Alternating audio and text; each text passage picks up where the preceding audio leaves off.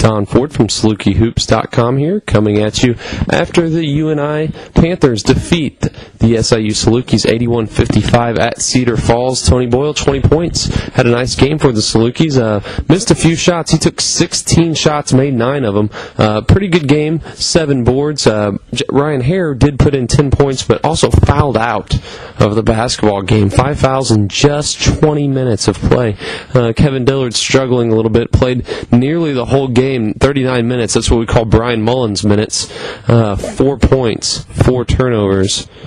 Not the best showing for Kevin Dillard tonight.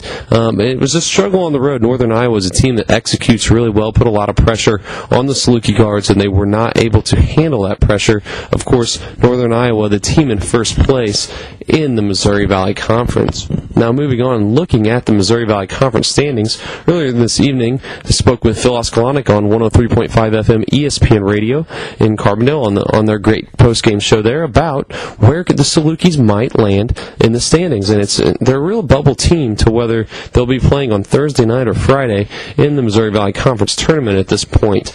The Salukis are tied with Wichita State and Drake for 6th place. They all three have 6-8 records. They're one game out of a tie for 4th with Bradley and Evansville. Of course, the Salukis have games remaining against Wichita State and Drake. They play Wichita State at home on senior night and Drake on the road, so they control their own destiny to the 6th spot.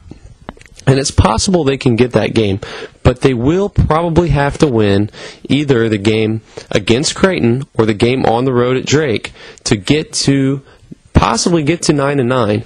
8-10 traditionally has not got it done to get you into out of a Friday game in the Missouri Valley Conference tournament. So you got to look at the Salukis' remaining schedule. I think they've got to pretty much hold court at home and possibly beat Drake on the road to get where they want to be. Now, is that going to be possible? It's difficult to say how these young players will bounce back after a very difficult loss at Northern Iowa.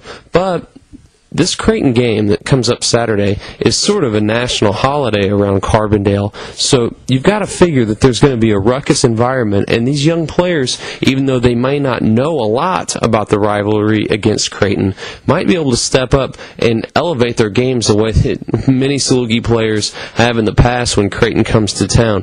One interesting side note is there's still lots of student tickets available.